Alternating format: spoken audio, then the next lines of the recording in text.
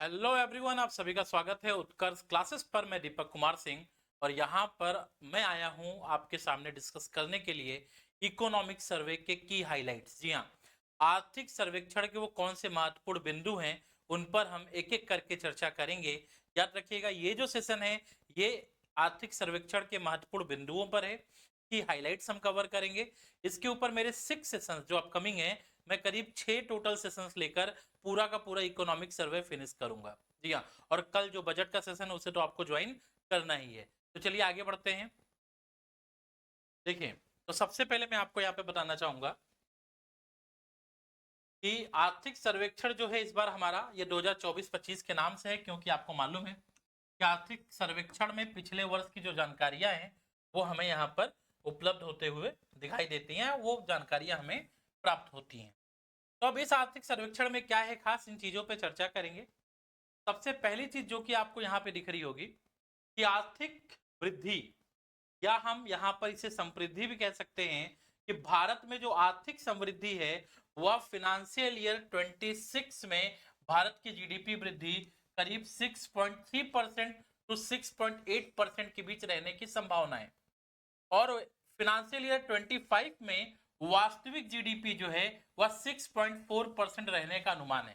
कहने का मतलब ये बोला जा रहा है कि अगर हम फिनेंशियल ईयर जो नेक्स्ट हमारा आ रहा है, क्लियर है, 2025-26, क्लियर है, 2025-26, इसकी बात करें तो यहाँ पे जीडीपी की ग्रोथ जो है 6.3 टू 6.8% की बात की गई है।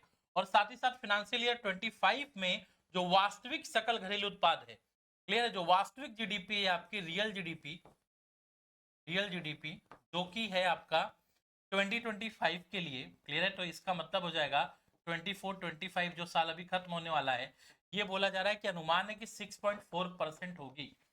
अब जो समझेंगे, जब भी रियल जीडीपी की ग्रोथ 6.4% होती है, इसे आसान भाषा में हम लोग कह सकते हैं कि उस देश में जो उत्पादन है, क्लियर है, उत्पादन में 6.4% जो है ये आपको वृद्धि देखने को मिलेगी। जी हाँ, क्योंकि हम सभी को मालूम है रियल जीडीपी तभी बढ़ती है जब उस इकोनॉमी में प्रोडक्शन इंक्रीज होता है। अगर उत्पादन बढ़ेगा तो ही रियल जीडीपी बढ़ेगी। तो ये बेनिफिट आपको यहाँ पर देखने को मिलता है, जो कि 6.4% का आंकड़ा अनुमान जो है यह बताया जा रहा है। क्लियर है। इसी के साथ बच्चों अगर आप देखेंगे तो कहा जा रहा है कि फिनेंशियल 24 के जुलाई नवंबर में पूंजीगत व्यय जो है 8.2% बढ़ा और भविष्य में और तेजी से बढ़ने का अनुमान है। कहने का मतलब अगर आप देखेंगे तो जुलाई नवंबर, ठीक है, FY फिनेंशियल 24 के जुलाई से लेकर नवंबर तक जो केपेक्स है, जिन बच्चों को केपेक्स नहीं मालूम है, पूंजीगत व्यय, जैसे सरकार का जो व्यय होता है, सरकार मेट्रो परियोजना बना रही है, सरकार के द्वारा सड़क परिवहन, क्लियर है, इन सभी का जो विकास किया जाता है ये सभी इसमें शामिल होते हैं। तो मान लीजिए अगर भारत का केपेक्स जो है उसमें बोला जा रहा है कि 8.2% बढ़ा है, क्लियर है, और आगे चलकर भी अगर आप देखेंगे तो सकारात्मक, मतलब आगे चल के इसके और बढ़ने की उम्मीद है। तो ये इस बात को बताता है कि भारत सरकार की ओर से लगातार जो दीर्घकालिक निवेश हैं, जो लॉन्ग टर्म इन्वेस्टमेंट है, for example government introduce so many schemes, clear है, जैसे अगर आप देखेंगे तो गवर्नमेंट के द्वारा हमारे यहाँ पे आवास योजना, गवर्नमेंट के द्वारा सड़क परिवहन बनवाना, गवर्नमेंट के द्वारा मेट्रो रेल परिवहन जो है, ठीक है, इसका विकास करना। तो इन सभी चीजों में गवर्नमेंट के जो लॉन्ग टर्म इन्वेस्टमेंट है वो क्या करते हैं, इकोनॉमी में एक बहुत बड़े स्तर पे रोजगार देते हैं, एम्प्लॉयमेंट जनरेट करते हैं, लोगों को आय होती है, उस आय से लोग मांग बनाते हैं और अर्थव्यवस्था में निवेश को कहीं ना कहीं एक सकारात्मक प्रोत्साहन मिलता है। यह निवेश को बढ़ाता है, क्योंकि किसी भी देश की अर्थव्यवस्था में निवेश तभी बढ़ेगा जब मांग बढ़ेगी, और मांग के लिए आय जो है एक प्रमुख आधार है, और उस आय के लिए बेहद जरूरी है कि लोगों के पास में भाई बड़े स्तर पे रोजगार हो। तो यहाँ पे सरकार का जो केपेक्स है, ठीक है, कैपिटल एक्सपेंडिचर है, ये एक लॉन्ग टर्म, क्लियर है, एक गवर्नमेंट का एक्सपेंडिचर है जो एक लॉन्ग टर्म में इंडियन इकोनॉमी को बेनिफिट पहुंचाएगा। और सबसे खुशी की बात क्या है कि इंडियन इकोनॉमी का जो कैपिटल एक्सपेंडिचर है वो 8.2% बढ़ा जुलाई से लेकर, अगर आप देखेंगे यहाँ पे नवंबर तक लिखा हुआ है, ठीक है, जुलाई से नवंबर तक, और यह आगे और भी बढ़ने की उम्मीद है। इसका मतलब भारत के द्वारा लगातार प्रोडक्टिव एक्सपेंसेस किए जा रहे हैं। जी हाँ, कैपिटल एक्सपेंडिचर, प्रोडक्टिव एक्सपेंसेस जो है गवर्नमेंट कर रही है और जिसका हमारी इकोनॉमी पे जो है इम्पैक्ट पड़ेगा, जो कि सकारात्मक होगा। बाकी आगे जब हम डिटेल क्लास लेकर आएंगे तो वहां पे हर एक पॉइंट मैं आपको यहाँ पे सॉल्व कराऊंगा, क्या क्या इसके इम्पैक्ट होते हैं, और मैं इसको प्राइमरी डेफिसिट से भी जोड़ के बताऊंगा। तो काफी कुछ जो है क्लियरिटी आपको आने वाली है और जो डिटेल सेशन होगा उसमें। ठीक है, आगे बढ़ेंगे। तो अगला पहलू जो है वो सरकार बोलता है कि भाई देखो, हमारे यहाँ पे जो मुद्रास्फीति है ना, इन्फ्लेशन, भैया जो उपभोक्ता मूल्य है, कंज्यूमर प्राइस, इसमें भी बहुत बड़ा परिवर्तन देखने को मिल रहा है। भाई कैसा परिवर्तन देखने को मिल रहा है? सरकार कह रहा है कि भाई खुदरा मुद्रास्फीति जो है, रिटेल इन्फ्लेशन, वो अप्रैल से लेकर दिसंबर तक 2024 तक घटकर 4.9% रही है। क्लियर है, 4.9% रही है। तो याद रखिएगा, भारत सरकार की ओर से आरबीआई की तरफ से भी इन्फ्लेशन टारगेटिंग एक अप्रोच है जिसका प्रयोग किया जाता है, जिसे हम हिंदी में कहते हैं मुद्रास्फीति लक्षीकरण। अब जरा समझिएगा बच्चों, मुद्रास्फीति लक्षीकरण क्या होता है कि एक बात बोली जाती है, किसी भी देश के आर्थिक विकास के लिए कम दर पर मुद्रास्फीति अति आवश्यक है। अगर उस देश को तरक्की करनी है, उस देश को विकास करना है, तो मुद्रास्फीति की दर कम हो लेकिन आवश्यक है, क्योंकि mild inflation always beneficial for the economic growth. Clear है, कम दर पे मुद्रास्फीति हमेशा आर्थिक विकास को और ज्यादा बढ़ावा देती है और आवश्यक भी है। इसीलिए सरकार हमारे यहाँ पे 4 जो है और +-2% जो है ये अप्रोच लेकर चलती है। मतलब सरकार कहती है कि अपर बैंडविड्थ 6% है, लोअर बैंडविड्थ 2% है और बीच में आपका 4% हो गया। मतलब अगर इन्फ्लेशन ऊपर जाएगा तो 6% तक कंट्रोल करना है, अगर इन्फ्लेशन कम भी हो रहा है तो 2% तक कंट्रोल करना है। मतलब हमें 2% से लेकर 4% तक इन्फ्लेशन को बनाए रखना है, और अगर कभी 4% से ऊपर जाए तो हमें 6% तक कंट्रोल करना है। तो मेजर अगर आप देखेंगे तो 4% के आसपास सरकार जो है भारत में मुद्रास्फीति को बनाए रखना चाहती है, क्योंकि यदि मुद्रास्फीति 4% है, क्लियर है, तो यह हमेशा उस देश में आर्थिक विकास, इकोनॉमिक ग्रोथ को बढ़ावा देगी। Are you getting this point? Clear है, इकोनॉमिक ग्रोथ जो है, आर्थिक विकास जो है, इसको बढ़ावा देगी। प्रमोट इकोनॉमी, ठीक है, promote clear economic development in that country. Are you getting this point? ये इंपॉर्टेंट है। क्लियर है, इसलिए हम यहां पे देखेंगे तो मुद्रास्फीति घटकर 4.9%, और ऐसा माना जा रहा है कि उपभोक्ता मूल्य सीपीआई जो है 4% होने की उम्मीद। तो अगर ये FY26 मतलब अगले वित्त वर्ष में, जो हमारा वित्त वर्ष अभी आने वाला है FY 2025-26, जिसके लिए कल बजट आ जाएगा, इसमें अनुमान है कि 4% रहेगा और it's a good sign for economy. ठीक है, ये किसी भी अर्थव्यवस्था के लिए कि बहुत ही अच्छा, ठीक है, एक मैसेज है। क्लियर है कि वो अर्थव्यवस्था जो है आगे बढ़ेगी भी, और तीव्र मुद्रास्फीति के जो नकारात्मक प्रभाव हैं वो अभी उस अर्थव्यवस्था पर नहीं पड़ेंगे। क्लियर है, तो ये आप देखेंगे सेकंड पॉइंट जो इन्फ्लेशन पे इसमें बोला गया। Next we are going to talk about on export trade and foreign investment, निर्यात, व्यापार और विदेशी निवेश। अब यहाँ पे आप देखेंगे तो लिखा हुआ है कि फाइनेंशियल ईयर 2025 मतलब 24-25 में अप्रैल से दिसंबर में भारत का कुल निर्यात 6% रहा ईयर ऑन ईयर। YOY का मतलब बेटा ईयर ऑन ईयर। सेवाओं का निर्यात जो है वो अप्रैल से नवंबर के बीच में FY25 में 12.8% रहा।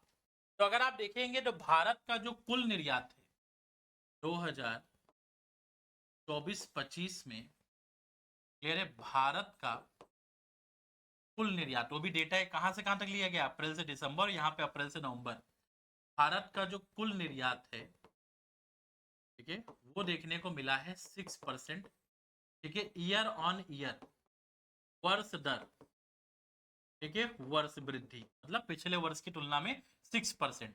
और वहीं पे अगर आप देखेंगे तो हमारे यहाँ पे जो सेवा क्षेत्र है, सेवा क्षेत्र में निर्यात जो बढ़ा है वो 12.8% हुआ है, जो कि पिछले वर्ष 5.7 था। तो सेवा क्षेत्र में 5.7 से बढ़कर और कितना पहुंच गया बेटा, 12.8%।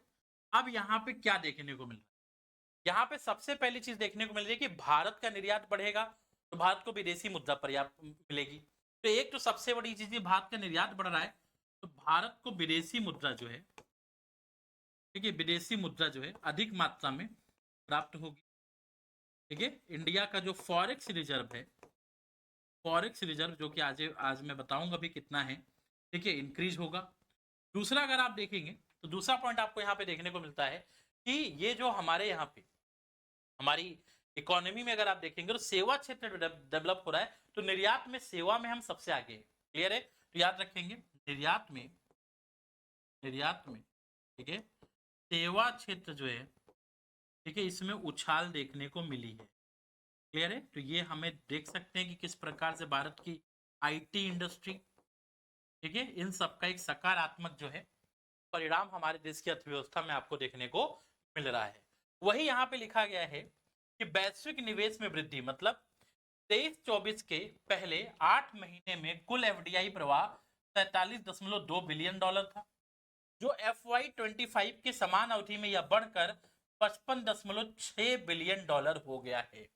मतलब 24-25 के, मतलब जो 23-24 में अगर आप देखेंगे 2023-24 वित्तीय वर्ष में ये 47.2% था, जो कि इंक्रीज हो जाएगा 2024-25 के वित्तीय वर्ष में 55.6%, सॉरी बिलियन डॉलर, ठीक है, I am sorry for that, ये बिलियन डॉलर, ठीक है, हाँ बिलियन डॉलर, जो कि बढ़ जाएगा और 55.6 बिलियन डॉलर हो जाएगा। तो ये बता रहा है कि भारत में जो है विदेशी निवेश 17.9% देखने को मिल रहा है। तो हमारा निर्यात भी बढ़ रहा है, विदेशी निवेश भी बढ़ रहा है। इसका मतलब हमारे यहाँ पे मेक इन इंडिया जो कंसेप्ट है, मेक इन इंडिया कंसेप्ट जो है वो भारत की इकोनॉमी में बहुत तेजी से ग्रोथ ला रहा है, और साथ ही साथ गति शक्ति, ठीक है, production linked incentive schemes, they all doing well, because ये आंकड़े हमें यही बता रहे हैं। ठीक है, तो ये एक बेनिफिट आपको देखने को मिला। नेक्स्ट देखेंगे, भारत में जो विदेशी मुद्रा भंडार है, क्लियर है, वो करीब 2024 दिसंबर के अंत में 640.3 बिलियन डॉलर पहुंचा। अभी तो शायद 704 होगा आज, ठीक है, 640.3 बिलियन डॉलर। ये बताता है कि भारत के पास में 10.9 महीनों के लिए आयात को कवर करने के लिए पैसा है, और 90% इससे हम क्या कर सकते हैं, बाह्य ऋण को समाप्त कर सकते हैं। ये बहुत बड़ी बात हो रही है यहाँ पे, याद रखिएगा। जस्ट अ सेकंड, हाँ देखेंगे बेटा, देखो मैं थोड़ा साइड कर दूं ताकि मैं समझा दूं कि ये पॉइंट क्या कहना चाह रहा है। ये पॉइंट सीधा कहना चाह रहा है कि देखिए, अगर भारत, यदि भारत निर्यात करता है, निर्यात मतलब, ठीक है, सॉरी आयात, यदि भारत आयात करता है, इंपोर्ट करता है, इंपोर्ट, तो क्या उसे विदेशी मुद्रा की आवश्यकता होगी? हाँ, भारत को विदेशी मुद्रा की आवश्यकता होगी। ये जो भारत के पास में से 640, ठीक है, 0.3 बिलियन डॉलर जो विदेशी मुद्रा है ना, फॉरेक्स रिजर्व, ये बताता है कि भारत बिना कुछ सोचे करीब 10.9 महीने तक, ठीक है, आयात कर सकता है। उसे किसी देश से कोई मुद्रा लेने की आवश्यकता नहीं है। क्लियर है, ये इंपोर्ट कवर कहलाता है। मतलब आप अपने देश के लिए आयात कर सकते हैं, इतना पर्याप्त आपके पास में पैसा है। और 90% बाह्य ऋण, मतलब भारत के पास इतना पैसा है कि वो अगर अपना लोन चुकाना चाहे, विदेशों से जो लोन लिया गया है उसका 90% जो है चुका सकता है, ठीक है, ऋण चुका सकता है। ठीक है, ये बेनिफिट आपको यहाँ पे देखने को मिलेगा, external date. Are you getting this point? जी हाँ, ये बेनिफिट आपको यहाँ पे देखने को मिल रहा है। क्लियर है जी, आगे बढ़ेंगे। नेक्स्ट अगर आप देखेंगे अक्षय ऊर्जा और निवेश की बात करें, तो अगला टॉपिक है कि अक्षय ऊर्जा और निवेश पे हमारे यहाँ क्या फोकस है। तो अक्षय ऊर्जा निवेश पे देखेंगे, सौर और पवन ऊर्जा में 15.8% की वृद्धि देखने को मिली है, वो भी दिसंबर 2024 में दर्ज की गई। तो इसका मतलब जो हमारे सरकार है, ठीक है, वो रिन्यूएबल एनर्जी RE, क्लियर है, हाँ, इस पे क्या कर रही है, फोकस कर रही है। और 15.8% का जो वृद्धि है, ठीक है, वृद्धि दर ये देखने को मिली है कब बेटा? दिसंबर 2024 में। Are you getting this point? और उसी के साथ अगर आप देखेंगे तो भारत में जो बीएसई है, मतलब बॉम्बे स्टॉक एक्सचेंज, उसमें जो शेयर बाजार का पूंजीकरण है वो 136% रहा है। जी हाँ, पहले ये सब तो अमेरिका वगैरह में देखने को मिलता था। बोला जाता है शेयर बाजार का जो पूंजीकरण है, शेयर बाजार का पूंजीकरण पूंजीकरण ठीक है, अगर मैं आपको बता दूं का जीडीपी अनुपात क्लियर है, यदि 100 से अधिक है, यदि 100 से अधिक है तो ये दिखाता है कि निवेशकों का विश्वास उस देश में है या उस अर्थव्यवस्था में है। निवेशकों का विश्वास ठीक है उस अर्थव्यवस्था में बताता है, उस अर्थव्यवस्था में बताता है। इसका मतलब भारत में निवेशक जो है पैसा लगाना चाहते हैं। इंडिया में निवेशक जो इन्वेस्टर हैं, they wanted to invest in India because Indian market now BSE Bombay stock exchange clear है is a well placed for the investment and taking the return back. That's why everyone wanted to invest ठीक है in that market. And now present time अगर हम लोग देखेंगे तो हमारे यहाँ पे जो share market capital to GDP ratio है इट इज 136%, मींस हमारी इकोनॉमी हीट कर रही है। यस, इन्वेस्टर्स का बिलीव है, निवेश आ रहा है और ये एक सकारात्मक साइन है, एक पॉजिटिव साइन है, सॉरी सकारात्मक जो है ठीक है। एक हमारे पास में अगर आप देखेंगे तो चिन्ह देखने को मिल रहा है कि हमारी जो अर्थव्यवस्था है वह एक अच्छी गति में आगे की ओर बढ़ रही है। तो एक चीज आपको यहाँ पे देखने को मिलेगा। नेक्स्ट आप देखेंगे, बोला जाता है कि चीन 65%, ब्राजील 37% की तुलना में कहीं अधिक है। अब देखो चाइना में इट इज ओनली 65%, ब्राजील में 37%, बट इंडियन इकोनॉमी 136%। इससे पहले जब मैं करंट पढ़ाता था, एक वर्ष मैंने 2020 की बात में कर रहा हूँ, कोविड वगैरह की टाइम में 2020 में, मतलब कोविड लॉकडाउन जो है उसी के टाइम में अमेरिका में 197% देखा गया था। जी, क्या देखा गया था बेटा? शेयर बाजार पूंजीकरण का जीडीपी अनुपात। फिर आगे देखेंगे। नेक्स्ट कह रहा है कि अर्थव्यवस्था के विकास को बनाए रखने के लिए अगले 2 दशकों तक बुनियादी ढांचे में निवेश की आवश्यकता है। ये सजेशन है कि अगर हम इंफ्रास्ट्रक्चर में डेवलपमेंट करेंगे तो हमारी अर्थव्यवस्था और तेजी से विकास करेगी। आर्थिक सर्वेक्षण इकोनॉमिक सर्वे ने आर्थिक वृद्धि को तेज करने और बनाए रखने के लिए विनियमन में ढील। जी हाँ, ये भी सुझाव है कि भाई रेगुलेशन जो है तुम्हारे यहाँ पे इसको ईज करो। नहीं, पहले कहते ease of doing business type का एक पहले आता था जिसे अभी हटा दिया गया। ईज ऑफ डूइंग बिजनेस पहले एक रिपोर्ट आती थी, वो कंटिन्यूटी नहीं थी ठीक है, उसको फिर बंद कर दिया गया वर्ल्ड बैंक की तरफ से। तो ईज ऑफ डूइंग बिजनेस जो है जो बताता है कि उस देश में व्यापार करना कितना असल है, मतलब सॉरी सरल है, वही यहाँ पर देखने को मिलेगा कि भाई भारत की अर्थव्यवस्था या विश्व की कोई भी अर्थव्यवस्था जो है वह तभी विकसित होती है जब आप उसके नियम कानून में थोड़ी ढील देते हो। तो यहाँ पे फिर से बोला जा रहा है आर्थिक सर्वेक्षण के द्वारा कि अगर आपको और विकास करना है, अर्थव्यवस्था को और आगे जाना है, तो आप अपने नियमों में जो रेगुलेशंस है उसमें आपको ढील देनी पड़ेगी। तो ये पॉइंट आपको यहाँ पे देखने को मिलता है। आगे बढ़ेंगे। नेक्स्ट इज अबाउट आत्मनिर्भर भारत और सूक्ष्म लघु एवं मध्यम उद्योग। बेटा अगर मैं आपको बात करूं ना तो हमारे जीडीपी में करीब 30% के आसपास में एमएसएमई का योगदान है। जी हाँ, और अगर मैं रोजगार की बात करूं तो मैं शायद कह सकता हूं कि 11 करोड़ रोजगार ये दे रहे हैं। 11 crore 11 CR they provided an employment, sorry, they provide employment near about 11 crore, and also they have the ठीक है GDP contribution in GDP near about 30%. It is good for an economy. That's why ठीक है in India ठीक है the present government totally focus upon the MSME sector. This time also they establish a new fund ठीक है जो कि 50,000 करोड़ का होगा, और ये जो फंड है इसे हम कहते हैं सेल्फ रिलायंट इंडिया फंड, जो कि भारत सरकार और सिडबी ठीक है सिडबी अगर देखेंगे small industries development bank of India के साथ मिलकर ये करीब 50,000 करोड़ का एक फंड रखा गया है। अब इससे बेनिफिट क्या होगा? ये एक इक्विटी फंडिंग है, क्लियर है, जो सरकार के द्वारा प्रोवाइड की जाएगी इक्विटी के बेसिस पे। और इससे क्या होगा कि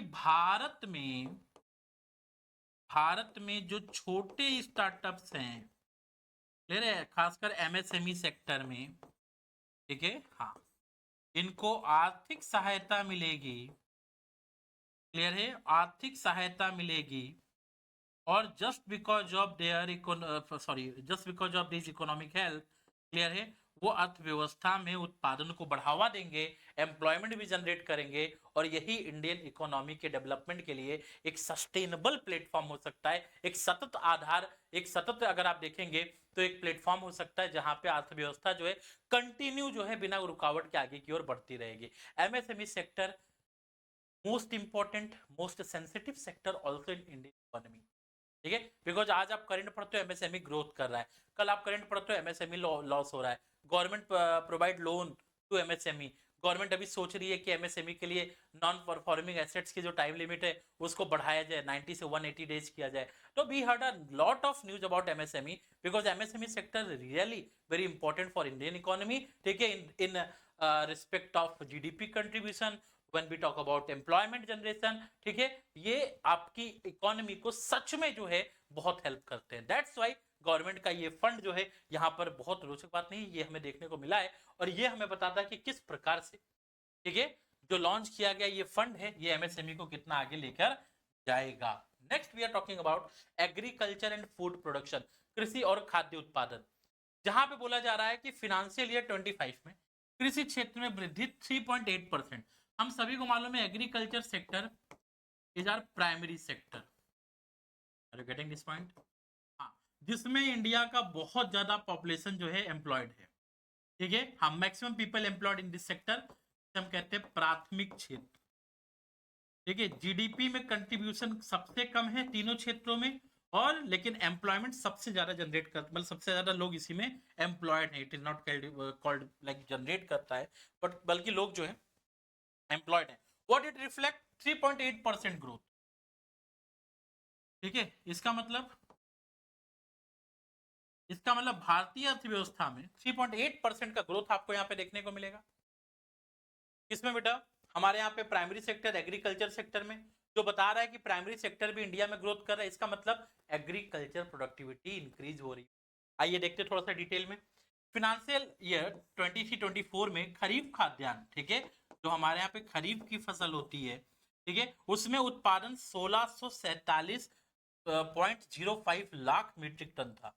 जी हाँ, टोटल प्रोडक्शन अगर आप देखेंगे तो हमारे यहाँ जो खरीफ क्रॉप है इसका जो टोटल प्रोडक्शन है, मैं यहाँ पे लिख देता हूँ, टोटल प्रोडक्शन जो है दैट इज अबाउट 1647.05 LMT, मतलब लाख मीट्रिक टन, इन विच अगर आप गेहूं की बात करें तो करीब 1140 लाख मीट्रिक टन आपको जो है यहाँ पे गेहूं भी देखने को मिल जाता है, ठीक है, तो गेहूं का उत्पादन भी बहुत तेजी से हुआ है, गेहूं के बाद धान है, ये सब आप वहां पे देख सकते हैं। नेक्स्ट आगे देखेंगे बेटा, कृषि विकास के प्रमुख कारक, इसमें देखेंगे हमारे यहाँ इंडियन इकोनॉमी में अगर आप देखेंगे तो बागवानी के साथ पशुपालन और मत्स्य पालन ये भी देखने को मिलता है, क्योंकि हम सभी को मालूम है हमारे प्राथमिक क्षेत्र में जो है कृषि के अलावा, ठीक है, कृषि तो है ही, जो एग्रीकल्चर ट्रेडिशनल एग्रीकल्चर है, उसके बाद बागवानी आ जाती है, बागवानी मतलब हॉर्टिकल्चर जहाँ पे सब्जियां फलों की बात होती है, पशुपालन, सरकार अभी जो है पशुपालन पे बहुत ध्यान दे रही है, ठीक है, लाइव स्टॉक भी आने वाला है, आपका जो एनिमल होता है जो उनका क्या कहते हैं उसको सर्वेक्षण, ठीक है, वो भी आने वाला है। तो पशुपालन अगर आप देखेंगे, बागवानी, फसल, पशुपालन और उसके अलावा मत्स्य पालन आपको यहाँ पे देखने को, क्लियर है, फिशिंग, ये सारे बेनिफिट आपको यहाँ पे देखने को मिल रहे हैं। तो गवर्नमेंट का जो प्राइमरी सेक्टर है उसमें ग्रोथ हो रहा है, but the major growth in respect of, in terms of बागवानी, horticulture, where they produce vegetables and fruits, ठीक है, पशुपालन, ठीक है, एनिमल, क्लियर, ये पहले आप देखेंगे जो हमारे यहाँ 2015 के पहले जीडीपी थी उनमें इन चीजों को शामिल नहीं किया जाता था, बट आज जीडीपी में शामिल किया जा रहा है। दैट्स वाई इंडिया की जीडीपी भी जो है ना बहुत ही ऑथेंटिक डेटा के साथ में आपको शो होगी। तो ये चीज आप देखेंगे, पशुपालन, मत्स्य पालन, फिशिंग, इसमें भी सरकार लगातार फोकस कर रही है इन सेक्टर्स को डेवलप करने के लिए, बिकॉज इंडिया का जो प्राइमरी सेक्टर है उसमें ग्रोथ होना बहुत इंपॉर्टेंट है फॉर स्टेबिलिटी, क्लियर है, स्थिरता, अर्थव्यवस्था में स्थिरता लाने के लिए। तो ये पॉइंट आपको यहाँ पे देखने को मिलेगा। आगे बढ़ेंगे, औद्योगिक और सामाजिक क्षेत्र की बात करें तो फाइनेंशियल ईयर 25 में, ठीक है, फाइनेंशियल 25 में 24-25 में जो औद्योगिक क्षेत्र है, इंडस्ट्रियल सेक्टर है, इसमें 6.2% की ग्रोथ देखने को मिली, ठीक है। और वहीं पे अगर आप देखेंगे सरकार के द्वारा फाइनेंशियल ईयर 21-25 के बीच में सामाजिक सेवाओं पे सोशल सेक्टर में जो व्यय है उसमें 15% की वृद्धि देखने को मिली। तो अगर मैं डेटा बताऊं तो सोशल सर्विसेज, क्लियर है, सोशल सर्विसेज में गवर्नमेंट जो है, ठीक है, करीब फाइनेंशियल ईयर 2021 से लेकर 2025 के बीच में अगर आप देखेंगे तो 15% जो है वो एक्सपेंडिचर इंक्रीज, व्यय जो है 15% इंक्रीज हुआ है, जिसमें सरकारी स्वास्थ्य व्यय जो है मतलब फाइनेंशियल ईयर 15 में जो हमारे यहाँ टोटल हेल्थ एक्सपेंडिचर था 29% था, जिसे फाइनेंशियल 22 में बढ़कर 48% हो गया है। तो हेल्थ एक्सपेंडिचर अगर आप देखेंगे, हेल्थ एक्सपेंडिचर 2022 में दैट इज अराउंड 48%, ठीक है, 48% हो गया है। अर्लियर, ठीक है, अर्लियर मतलब इसके पहले ही कितना था FY15 में, FY15 में इट वाज अराउंड 29%, ये करीब 29% से बढ़कर 48% हमारे यहाँ पे हेल्थ एक्सपेंडिचर हुआ है। Good sign for economy, clear है। Next we are talking about out of pocket expense. आपको मालूम होगा आउट ऑफ पॉकेट एक्सपेंस का मतलब होता है कि एक देश की अर्थव्यवस्था में, एक देश की अर्थव्यवस्था में अगर आप देखेंगे तो कितना व्यक्ति जो है अपने जेब से हेल्थ में खर्च करता है, हेल्थ बेनिफिट के लिए, इलाज कराने के लिए खर्च करता है। इंडिया में तो बहुत ज्यादा होता है, लोगों के घर जमीन बिक जाते हैं इसी केवल इलाज वगैरह कराने के लिए। आउट ऑफ पॉकेट एक्सपेंस बहुत ज्यादा है, बट डेटा जो कह रहा है उस आधार पे तो मैं यहाँ कह रहा हूँ कि इंडिया में जो है आउट ऑफ पॉकेट एक्सपेंस जो है इकोनॉमिक सर्वे कह रहा है कि 2015 में ये 62.6% था, मतलब FY15 में 62.6% था, ये कह रहे हैं। FY मतलब फाइनेंशियल ईयर, ठीक है। और फिर FY जो है 22 में ये घटकर 39.4% हो गया। FY, ठीक है, 22 में जो है ये घटकर बोल रहे 39.4% हो गया।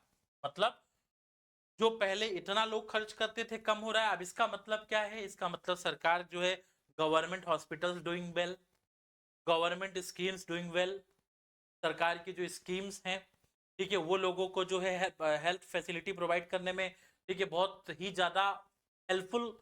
देखने डेटा तो कहता है यही है, उस आधार पे हम कह सकते हैं 39.4% जो है वो कम हुआ है। तो इसका मतलब आउट ऑफ पॉकेट एक्सपेंस क्या हुआ है? कम हुआ है, रिड्यूस्ड, ठीक है, from 62.6% in FY15 to 39.4% in FY22। Clear है? तो ये आप यहाँ पे मिल सकता है। Next we are talking about employment and society, रोजगार और सामाजिक प्रभाव की बात करें तो कह रहे हैं कि भाई देखो 2023-24 में बेरोजगारी दर घटकर 3.2% हुई, जो 2017-18 में 6.1% थी। मतलब बेरोजगारी दर जो है ना 6.0 से घटकर 3.2% आ गई है। मतलब बेरोजगारी जो है कम हो रही है, ठीक है, लोगों को रोजगार मिल रहा है। तो यहाँ पे क्या कह रहे हैं कि भाई देखो 2017-18 में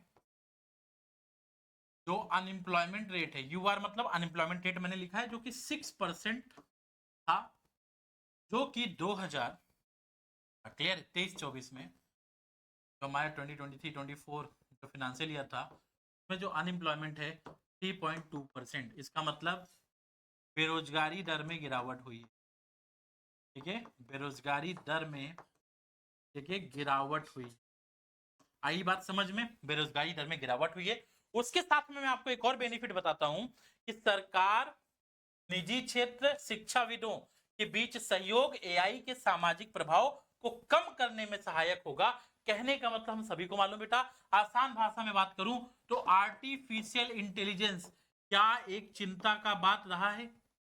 अभी भी चिंता की बात है, क्योंकि लोग मानते हैं कि आर्टिफिशियल इंटेलिजेंस आएगा तो it will create a negative impact on economy, yes, on the like job sectors. Clear है? जहां पे लोग अपने आप को स्किल नहीं बनाएंगे, आपके अंदर अगर कुशलता नहीं है तो why someone going to hire you, क्योंकि AI उसका काम करेगा। तो नाउ गवर्नमेंट फोकस्ड, ठीक है, गवर्नमेंट को मालूम है कि इन अपकमिंग ईयर्स AI के डेवलपमेंट की वजह से बहुत सारी जॉब जाएंगी, तो क्यों ना अपने जो पोटेंशियल जो अपने लोग हैं, लेबर है, उनकी कुशलता को बढ़ा दो। दैट्स वाई हमारे यहाँ पे आप देखेंगे कि हमारे यहाँ पे अगर आप देखेंगे तो एजुकेशन, ठीक है, किसमें बेटा, एआई में, ठीक है, एआई के क्षेत्र में एजुकेशन देकर, ट्रेनिंग देकर, क्लियर है, एआई के सेक्टर में, और इंडियन इकोनॉमी को क्या करना है, डेवलप्ड करना है। आई बात समझ में, इंडियन इकोनॉमी को क्या करना है, विकासशील मतलब विकसित बनाना है, जो लक्ष्य वो यहाँ पे फोकस किया जाएगा। यस, तो गवर्नमेंट कह तो रही है, अगर करते तो बहुत अच्छी बात है, जो हमें यहाँ पे देखने को मिला। निष्कर्षता अंतिम में क्या कह सकते हैं कि भारत की आर्थिक वृद्धि स्थिर बनी हुई है, ठीक है, हाँ, आर्थिक वृद्धि स्थिर है, मतलब आप देखेंगे जहां विश्व की बाकी अर्थव्यवस्थाओं पे नकारात्मक प्रभाव पड़ा, हम ठीक है, अपनी जगह ठीक है, और फिनेंशियल ईयर 25-26 में ये 6.3 से 6.8 रहने की संभावना है। मुद्रास्फीति नियंत्रण में है, फिनेंशियल ईयर 26 में 4% के लक्ष्य तक पहुंच सकती है, तो गुड साइन फॉर इकोनॉमी। निर्यात, विदेशी निवेश और सेवा क्षेत्र में वृद्धि हो रही है, बैंकिंग प्रणाली मजबूत बनी हुई है, सरकारी स्वास्थ्य व्यय में सुधार हुआ है, बेरोजगारी दर घटी है, जिससे रोजगार के अवसर क्या हो रहे हैं, बढ़ रहे हैं, और बाद में बैंकिंग व्यापार बुनियादी ढांचा विकास को बनाए रखने के लिए निरंतर निवेश की आवश्यकता है। कुल मिलाकर कहें तो भारत की अर्थव्यवस्था फिनेंशियल ईयर 25-26 के दौरान मजबूती से आगे बढ़ रही है, लेकिन निर्यात में वृद्धि, बुनियादी ढांचे में निवेश और निजी क्षेत्र के विस्तार को जो है बढ़ावा देना होगा। Means the government should focus on export, infrastructure development and private sector, expansion of the private sector. These are the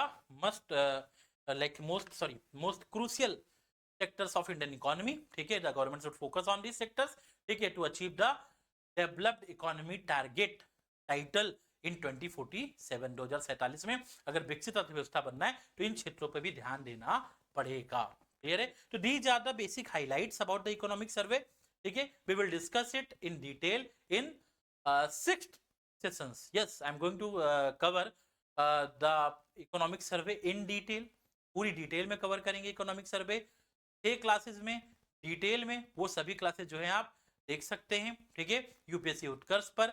और अभी के लिए बस इतना ही, अब इसकी जो डिटेल सेशन हो तो आएगी, और कल मिलते हैं बजट सेशन में। Thank you so much, bye, take care, have a great day, enjoy, जय हिंद, जय भारत।